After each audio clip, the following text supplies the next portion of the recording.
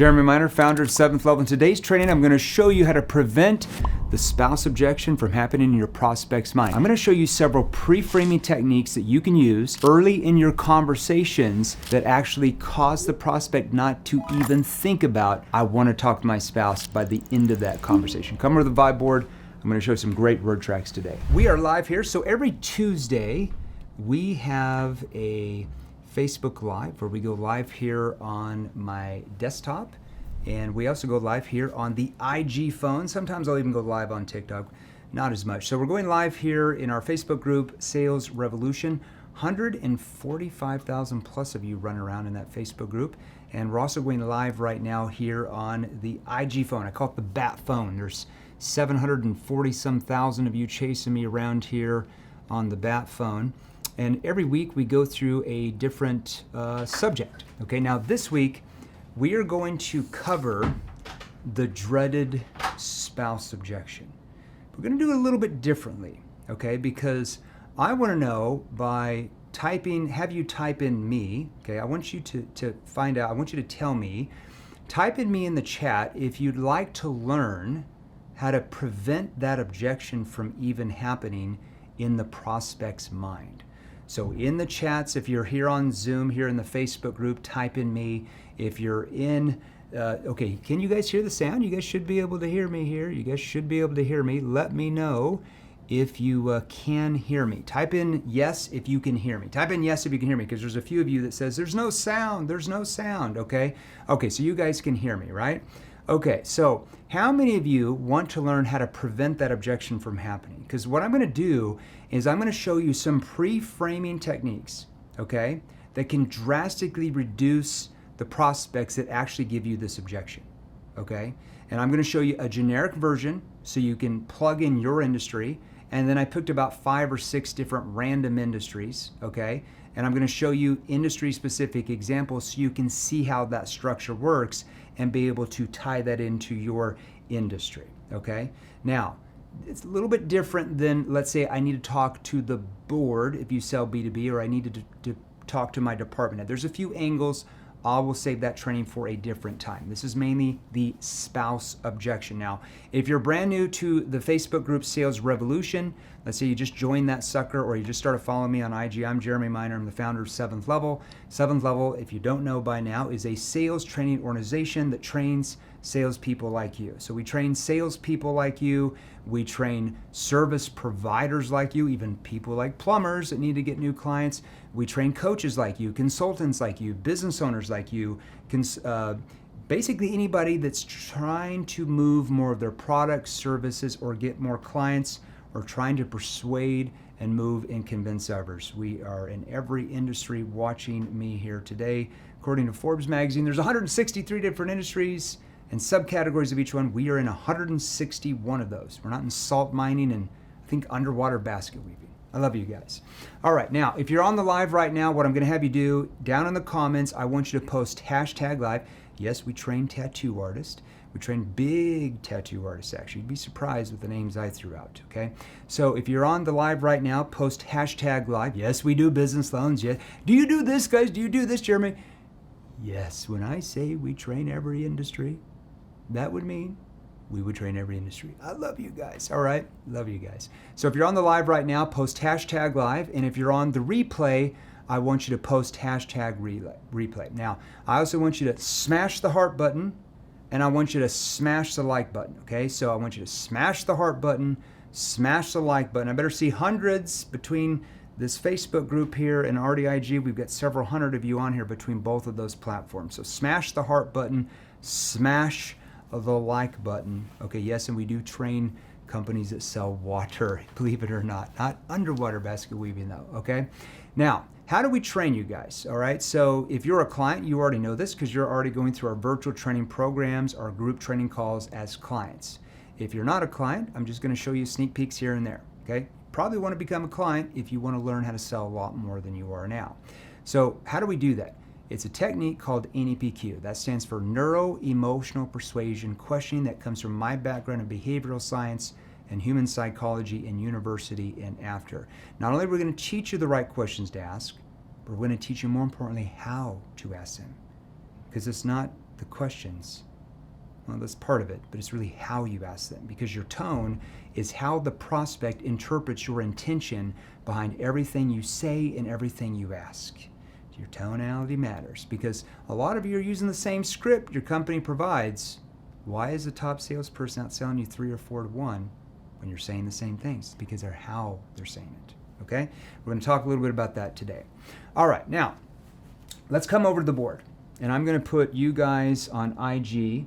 I'm going to put you a little bit over here so maybe you can see that vibe board a little bit better behind me. I'm going to try to position it as best as I can so you can see most of it.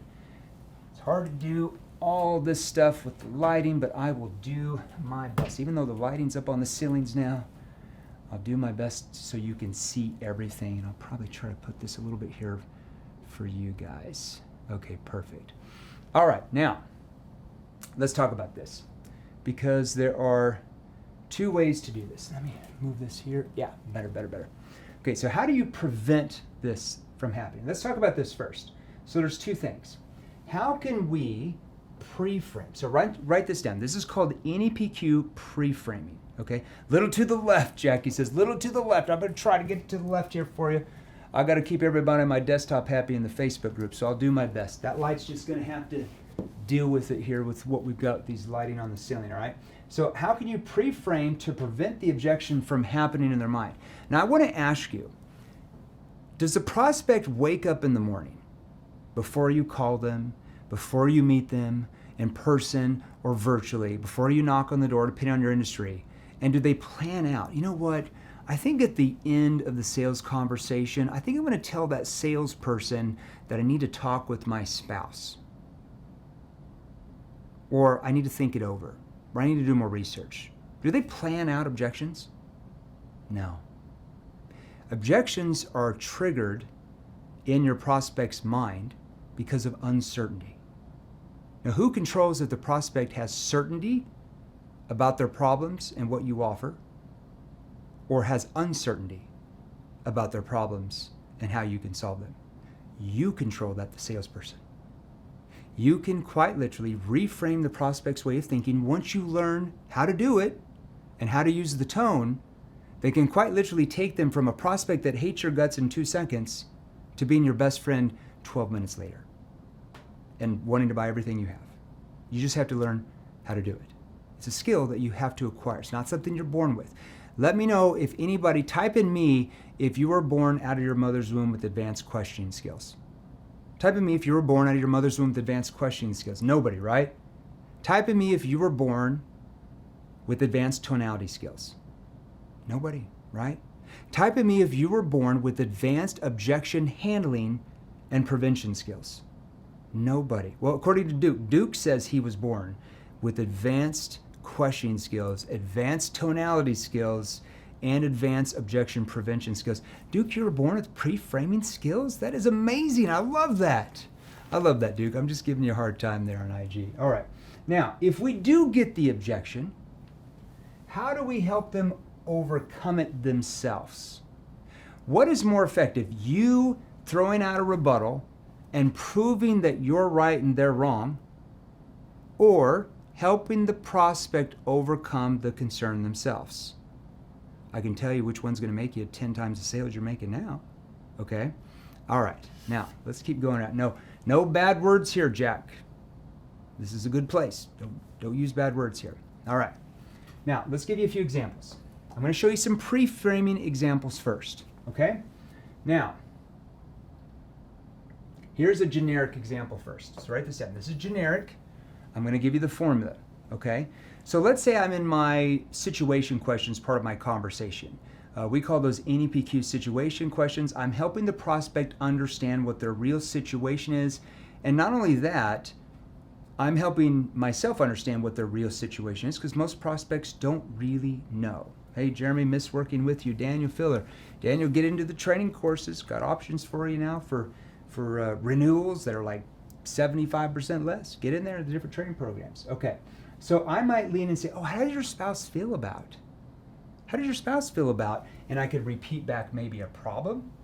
So I could repeat, oh, how does your, let's say if you're a network marketer, how does your spouse feel about you having to commute an hour each way from work? Let's say if you sold, I don't know, like you're a personal trainer and you're selling fitness. So how does your spouse feel about the kind of that weight that you've gained the last few years? Or how does your spouse feel about you losing 106 pounds? See, I can also repeat back the end result. Okay. Yeah. How does your spouse feel about you getting, I guess, more leads so you can really grow your real estate? Okay. It doesn't matter. See, I'm just repeating back. How does your spouse feel about either the end result of what you sell or the main problem? Okay. I can do one or the other. Sometimes it depends on the industry you're in. Okay. Use a pest control example. You should already know that, but I just told you. Pest control is a huge industry train. How does your spouse feel about all the brown recluses like nesting and breeding in the closets though? See? There you go. That's a problem. See how easy that is? How does your spouse feel about all the ant-mans out here like running around, the kids are out in the yard? See? Same thing. Doesn't matter. Okay? Same thing. All right? Now, I'm going to show you a few different industry-specific examples. Type in me if you're in the fitness or weight loss industry. That's a huge industry. We train thousands in this space. So let's say that I'm talking with Dan, and Dan says he wants to lose 108 pounds. And I get him to open up because I understand how to clarify and probe with my tone to get him to open up emotionally about why losing 108 pounds is so important to him now. Not just losing the weight. It's what's behind the why, okay? So then he says the reason why he wants to lose that weight is because he feels like when his daughter grows up in 15 years and let's say gets married, he might not be around to walk her down the aisle. You probably want to clarify and probe why that's so important to him, though, to be there for her to walk her down the aisle. Don't just go off, oh, you want to walk your daughter down the aisle? That's great. Let me show you how. So being there for your daughter, why is it so important to you, John? Concerned tone. Oh gosh, because my dad wasn't there for my sister because he died early because he was overweight. See, I'm helping him relive the emotional pain. Okay, see what I'm doing there. Okay. Hello, it sounds so funny to ask, but my company's been using interview training courses all year and I swear it works. Well, that's typically why salespeople and companies come to us. We don't ever have companies or salespeople that come to us and want to be clients because they want to learn how to sell less. They always say they want to what? Learn how to sell more, right? Perfect. Good for you. Tell me what training courses they're in. We have 37 different training courses in our programs and group coaching and all that stuff. So tell me which one they're in. That would be awesome, okay? Now, same thing here. Okay, so how does your spouse feel about losing the 108 pounds so you're able to be there for your daughter to really walk her down the aisle? Now, if it's something really personal, I'm going to use like weight loss and gain. That's a pretty personal, touchy subject, especially if you're talking to a woman that's maybe really overweight. Now, some men, it's still personal, but it's not as touchy. Okay, so you got to understand who you're talking to, okay, with what type of tone you're using, all right? So how did your spouse feel about you losing the 108 pounds so you're really able to walk her down the aisle in 10 to 15 years? Concerned tone, okay? Remember, your tone is how the prospect interprets your intention behind everything you say and ask, right? Does that make sense, everybody here on my desktop, on Facebook, with the Facebook group? IG, I got you IG phone over here. So I'm going to look back and forth because I'm going live in our Facebook group here, Sales Revolution as well. Now, let me give you another example. Let's say if you sell life insurance. This is the biggest industry in the world. We train hundreds of thousands in this space. Okay, same exact thing here. Look at what I'm doing here. I'm going to try to minimize this for you guys on IG so you can see it a little bit better. Okay, now, here's what I can do. I can repeat back either the problem or the end result. Now, this is all pre-framing. I'm not asking this at the very end if they give me a spouse objection. I'm all pre-framing all this right now, okay? I want to see how you're doing this. So how does your spouse feel about having the coverage so that she can pay off the house and the cars and the credit cards when you pass away so she doesn't have to get a second job? So let's say if I'm talking to a male, it doesn't matter, or if I'm talking to the wife. Let's say I'm just talking to one of them, okay? I'm talking to the guy or the girl, it doesn't matter, and the other spouse is not there. I want to do a lot of pre-framing. So how does your spouse feel about you guys having enough coverage in place to pay off the mortgage and the cars and the credit cards when you pass, so she doesn't have to pull the kids out of the school and get a different house somewhere else? See, I'm pre-framing that. Oh gosh, yeah, she definitely would I mean, yeah, she doesn't want that to happen. Now, they could also say like, oh, we really haven't talked about it. And I'm going to show you what to do if they say that as well, okay? It's unlikely that the spouse would be like, nope, she doesn't want to have any coverage to pay off all the stuff when I pass away. She just wants to pull the kids out. Like, they're not going to say that. If you frame it the right way. If you don't frame it the right way, you're going to get in trouble, okay? If you want help on pre-framing or framing, message me directly here on Instagram or the Facebook group, and somebody on my team will message you back with different training options if you really want to take this to the next level, not just get little bits here and there, because I hate to tell you that's not going to quadruple your sales. You're going to have to know everything, what to do before, after, everything. All right? Let me give you another example. Let's say if you sold home improvement. Type in me if you're in home improvement or home services. This is a huge industry for us as well. I just had the CEO of A1 Garages in here, Tommy Mello, my really good friend, on my podcast about 3 hours ago. They're about to become a client as well. But let's say you sell cabinets here, okay? And let's say that you're talking to Sheila and the husband's not there, or whatever, the other spouse, okay? So how does your spouse feel about you getting in like the kind of the modern looking cabinet? So like you said, you guys feel comfortable inviting your friends over for all the parties. Let's say if they said, the cabinets are so old, we feel embarrassed to invite friends and family over for parties and events. That's an emotional need you're solving. You see how that works, okay? So how does your spouse feel about you guys getting like a kind of a modern looking cabinet? So like you had said, you guys feel comfortable like inviting people over for like business functions and networking meetings, if that's what they said, okay? You see what I'm using there? I'm just plugging in what they said, okay? It's hard for them to say, no, I don't think he would want to do that to get to the part. They don't say that, okay? If you frame it the right way, okay? Once again, that's not the first question you ask when you talk to them. This is more a little bit into the conversation. Probably close to halfway through, or maybe at least a third of the way through when you're asking this type of question if you sell business to consumer. You don't really have the spouse objection if you sell business to business, unless it's a tiny business and maybe the two spouses run it together, and then that would be relevant, okay? All right, let's say if you sold dental implants, okay? Huge industry. One company we're training up in Utah, like $700 million in sales last year. It's a big industry, okay? So how does your spouse feel about getting implants so you can get rid of all that pain in your mouth when you're chewing and really get your confidence back to go out in public? So let's say if their teeth are rotting out. They've got yellow teeth. Just whatever happened. I don't know what happened. Maybe they were on drugs earlier in their life. It just, things happened, right? So how does your spouse feel about you getting implants so you get rid of all that sharp pain when you're eating more hard foods?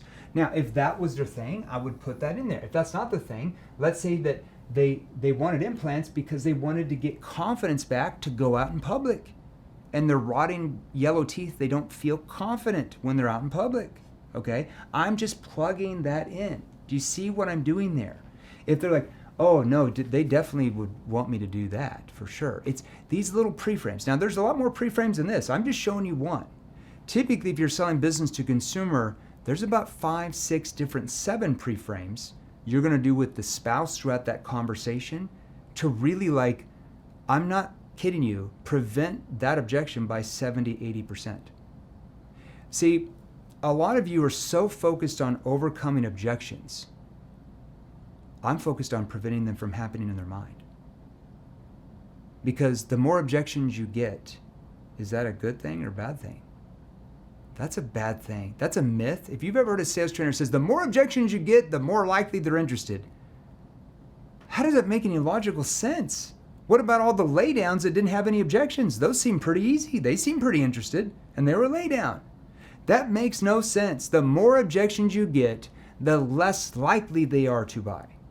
And objections are triggered by you, the salesperson, by what you're saying not asking how you use your tone that's triggering sales resistance where the guard comes up.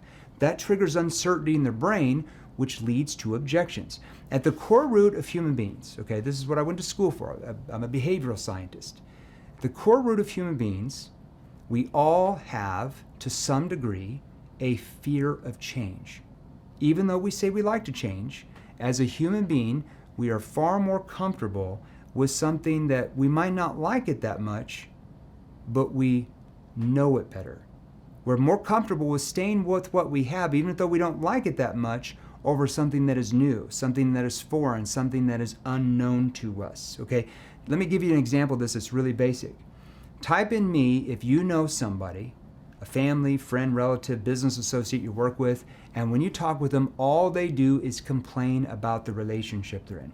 That's all they do. They just complain about the relationship they're in. Type in me if you know that family member. It might even be you. I love you. But when they talk with you, all they do is just complain about the relationship they're in. That's all they do. But do you ever wonder and sit back and say, why do they stay in that relationship if they don't like it that much? Well, do you know why they stay in that relationship? Because they're a human and they're afraid of change.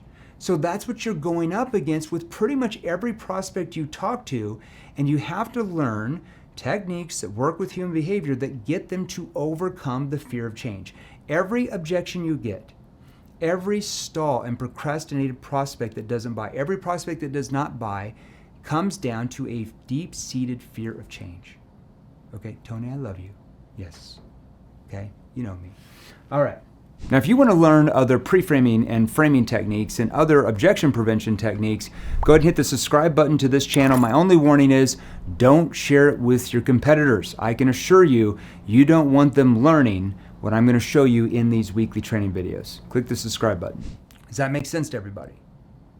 Every reason why, every objection you get, at the core root of it is because they fear the change. Because you are giving them a promise of a better future. And what they have to do for that promise is they have to pay you first to get the better future. They're afraid of that unknown. Can they really do what they say they can do?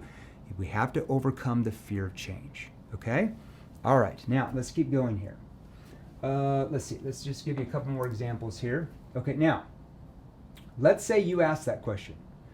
So how does your spouse feel about you XYZ, and you repeat back a problem, or you repeat back, and how does your spouse feel about getting, implants in so you can gain your confidence back when you're out in public? What if they said this? Well, I'm not sure. I'd have to ask them. See, every once in a while, a prospect can say, oh, I'm not really sure. I'd have to ask them.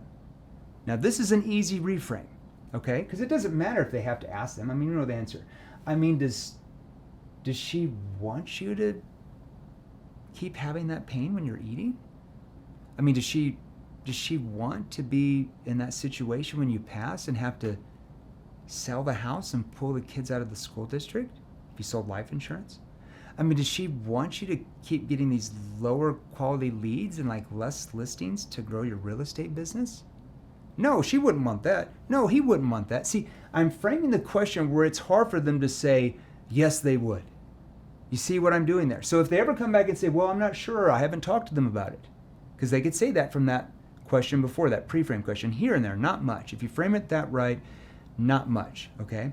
So all I have to do is go through this. So now let me show you an example. Let's just go back to the industry I just showed you, okay? Let's say the fitness. Remember the fitness, the 108 pounds or 105 pounds? Well, I'm not really sure. So does your wife want you to lose the 108 pounds so you're able to walk your daughter down the aisle when she gets older and get married? Well, I don't know. I really have never talked to her about it. Then I could simply say, does she want you to lose the 105 pounds so you don't keep putting all that pressure on your heart and end up having a heart attack? Well, yeah, of course she wouldn't want me to have a heart attack.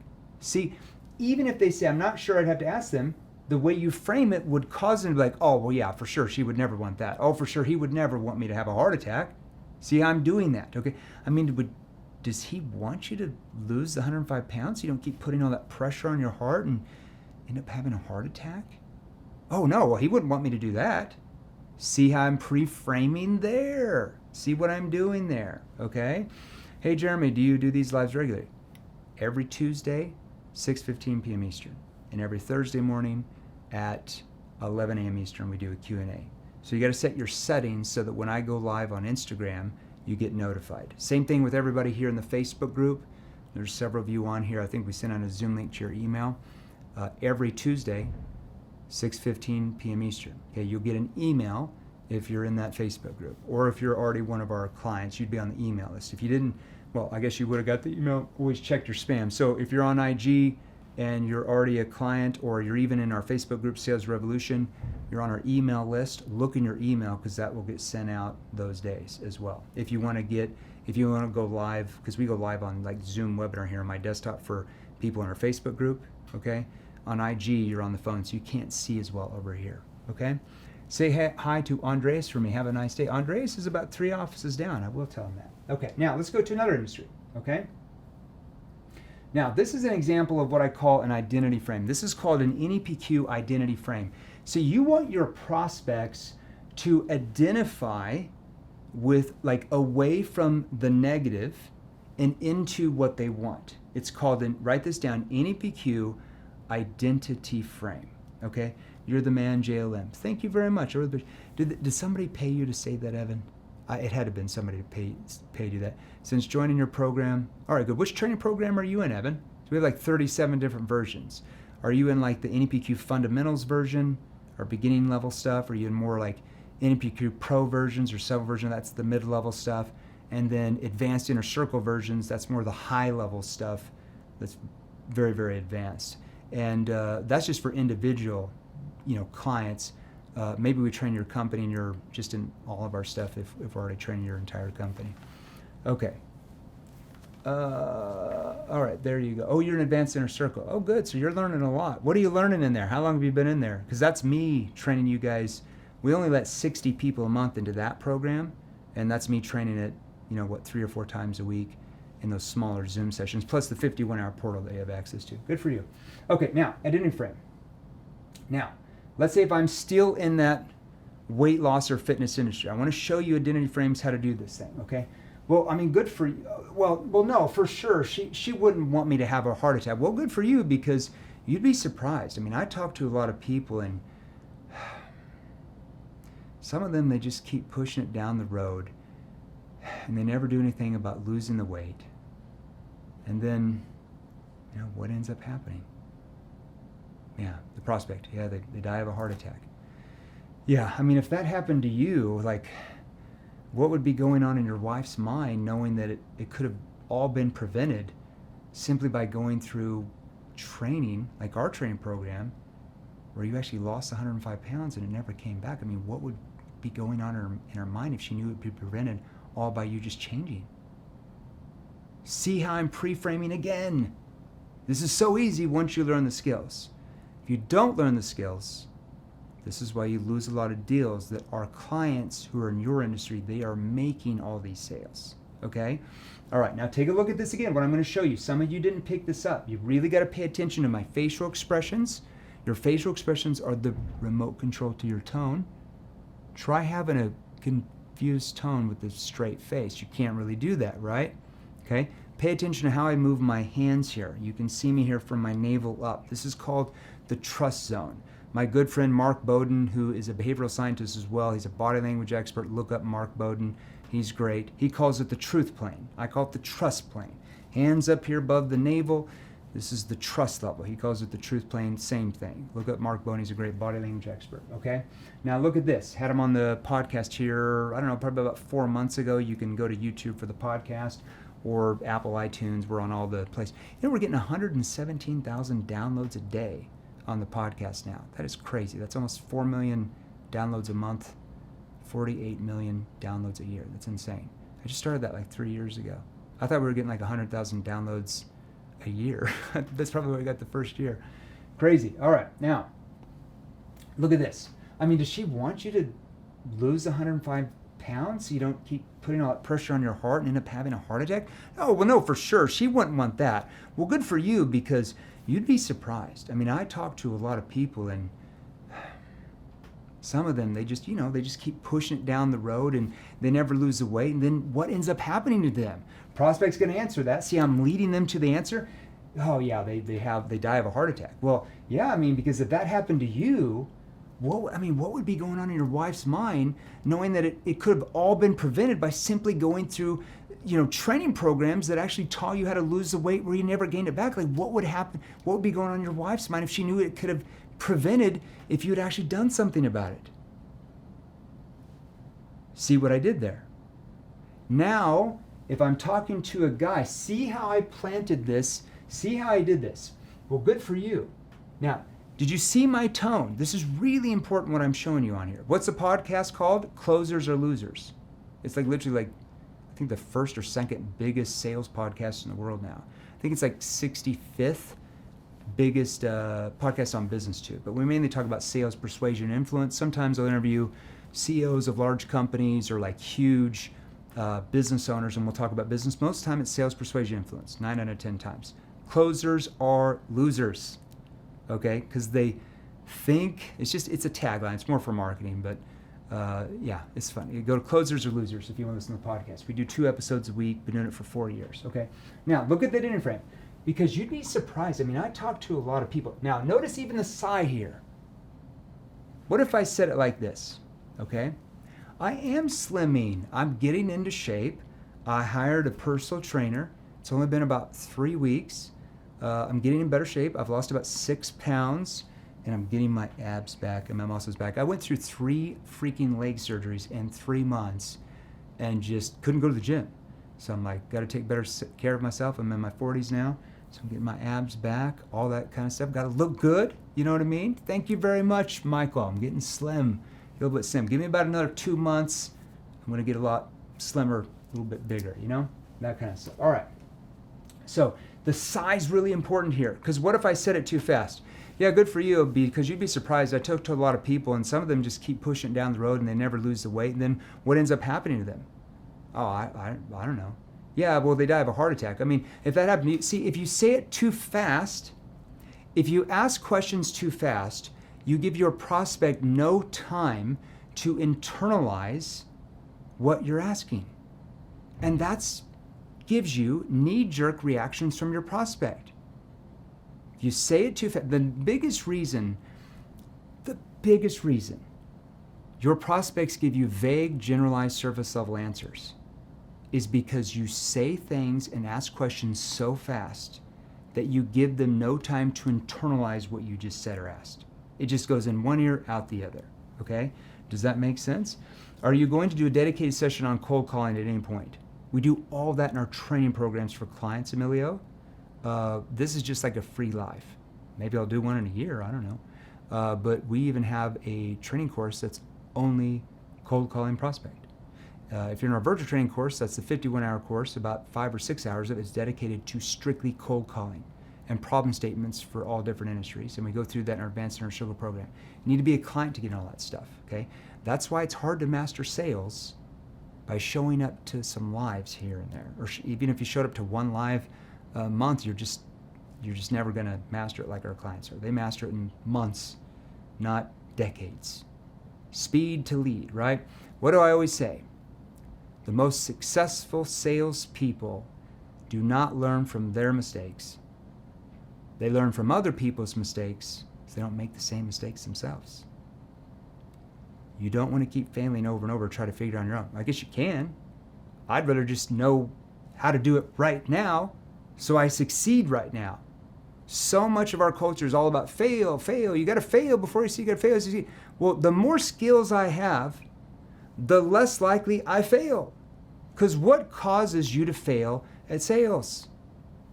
A lack of skills.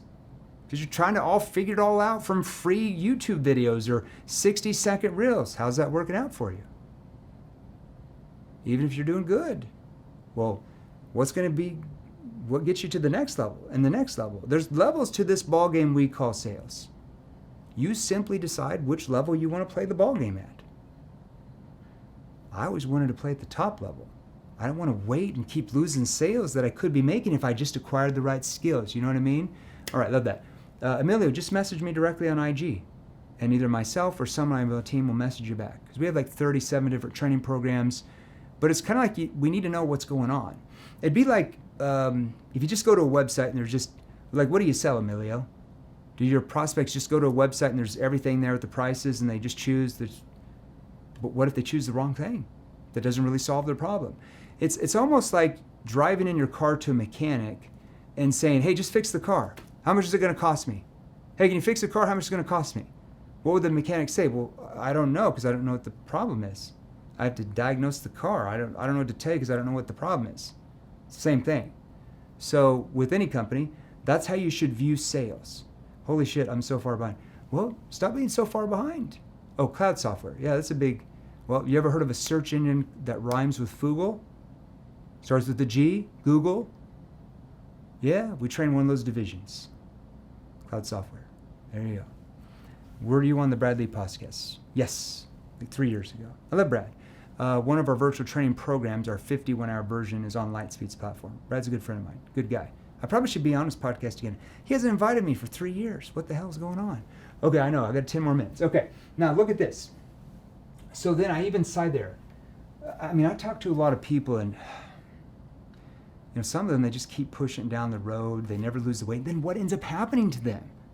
See, I'm leading in to get the prospect to tell themselves, yeah, they die of a heart attack. Or yeah, they get really sick. And then what happens? Yeah, they end up dying. I mean, if that happened to you, look how my tone starts going faster. There's more emotion here. I mean, if that happened to you, what would be going on in your wife's mind, knowing that it could have all been prevented simply by going through our training program where you lost 105 pounds? See how I'm eliminating the prospect's objection. If that happened to you, what would happen in your wife's mind if she knew it could have been prevented by? See how I'm going there? Okay. Now, let me give you another example here, all right? I'm going to give you a couple more examples here. Let's say if you're a network marketer, or you sold affiliate programs, or businesses, franchises. We train a lot of companies in those spaces. I mean, and you ask, like, how does your spouse feel about you starting your own business where you can make more money? Well, I'm not really sure. We've never really talked about it. I mean, does he want you to have your own business where you can make more money, or just keep having to commute back and forth to work an hour each day? Oh, well, no, of course, he wouldn't want me to do that. See what I'm doing there. Then I go here into the identity frame. Well, good for you, because you'd be surprised. I mean, I talk to a lot of people, and some of them, they just keep pushing it down the road, and they're never able to leave their job, so they never have the time to be with their family. I mean, for you and your spouse, why is doing this so important to you now, though? I mean, for you and your spouse, why is doing this so important to you now, though? See, now I'm going to focus on the word now. That's a timing thing. See, this is a different frame here, okay? Teach you all these frames, all right? Frames really prevent objections from happening, all right? Let's go to another one here because I'm going to run out of time. Actually, let me go back to, now, what I'm going to do, let's say you still get the spouse objection at the end. I'm going to show you what to do. Okay. Let's say after everything you've done, they still come back and they say, I need to talk with my spouse, which would be, I'm just telling you, like, you can prevent that objection. Like, let's say if you talk to 10 prospects and you get 5 out of every 10 that give you that objection, once you learn objection prevention and framing, like we teach our clients in our courses, you quite literally, that could go from 5 down to like 1. You can take 75% of that objection and prevent it from happening. You just haven't learned pre-framing how to do it, okay? Do you have a universal first sentence into a cold call?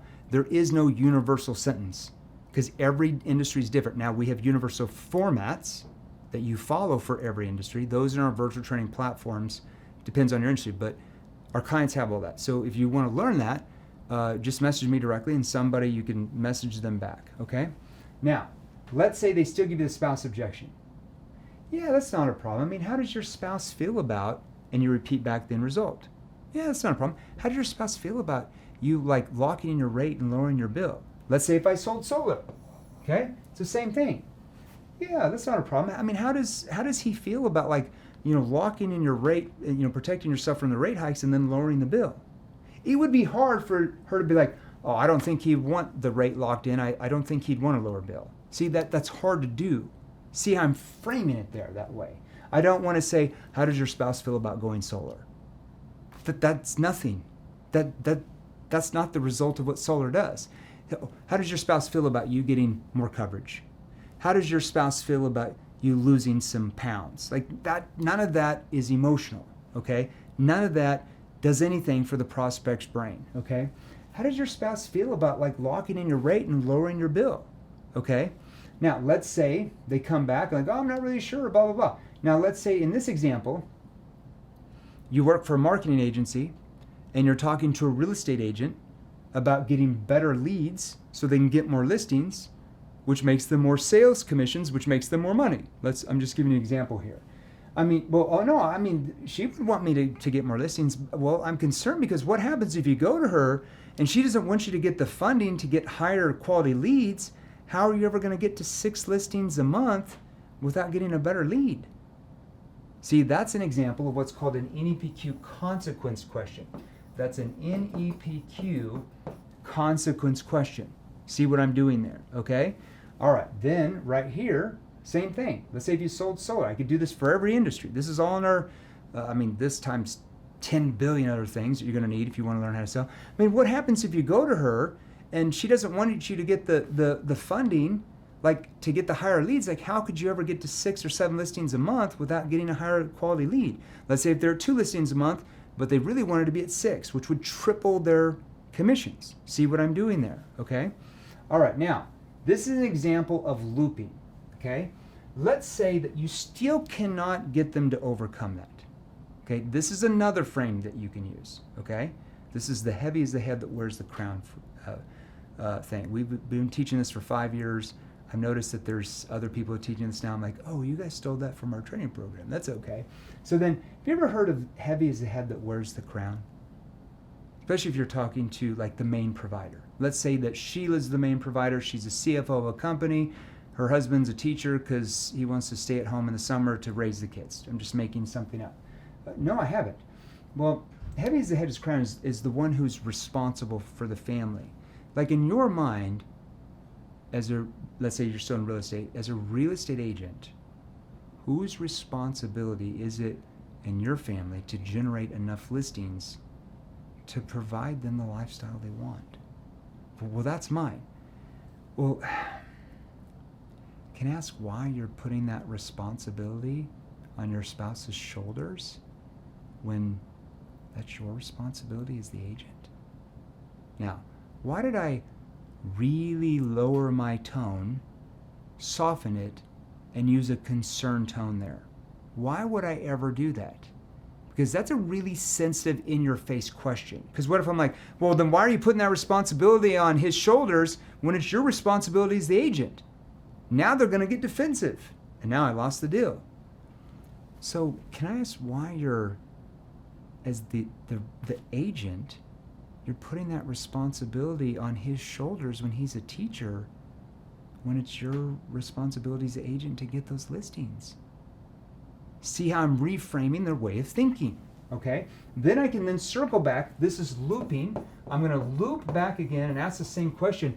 I mean, does he want you to go from 2 listings to 6 listings a month?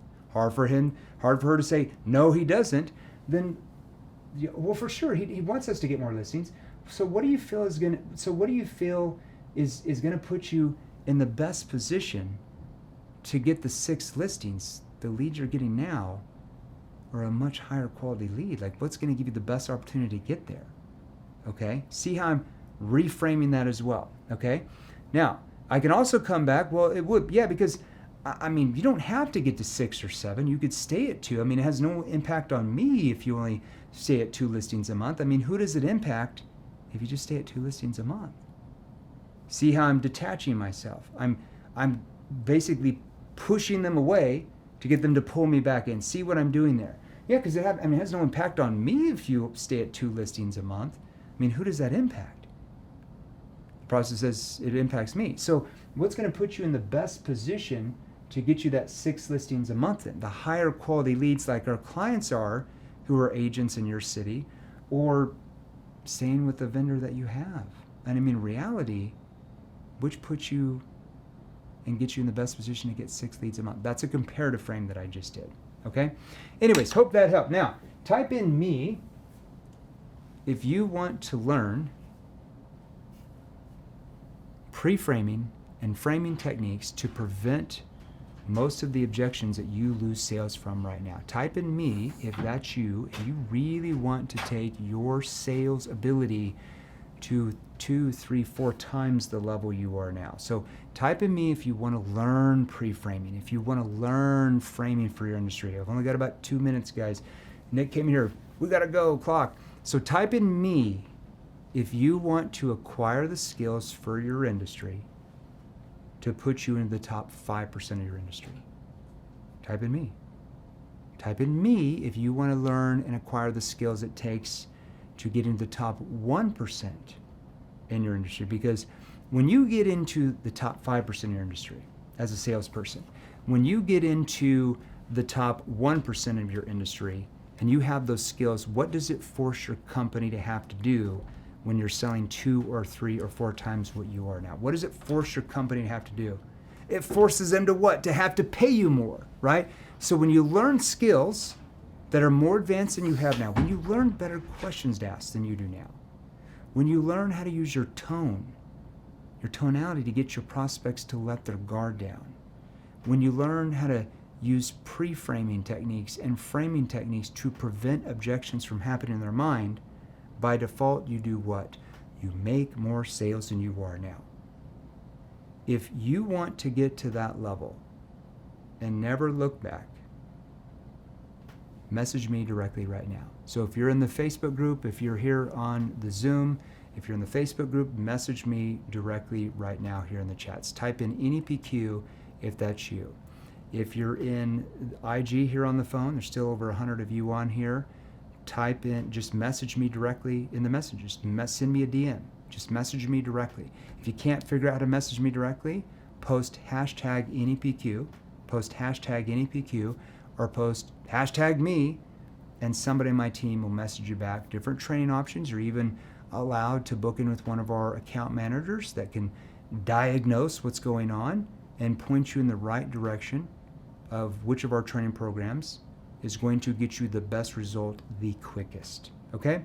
All right, type in me, type in NEPQ, message me directly, and we'll message you back later today or maybe tomorrow, me or somebody on my team. There's about 20 people in the DMs on my team here. Sometimes if I have time, I'll message you back. I'll do my best here. I'll probably message a few of you back. All right, love you. Talk to you guys soon. See you tomorrow in the Facebook group, Sales Revolution. We always interview a client from a different industry every single week and break down their sales process we've taught them. And those clients have to be at a certain level of sales volume for their company and even income to even be allowed to be interviewed me on there. So they are some high rollers. They're all top 1% salespeople in the industry. A lot of them are top 0.001% salespeople in the industry after we've trained them those skills.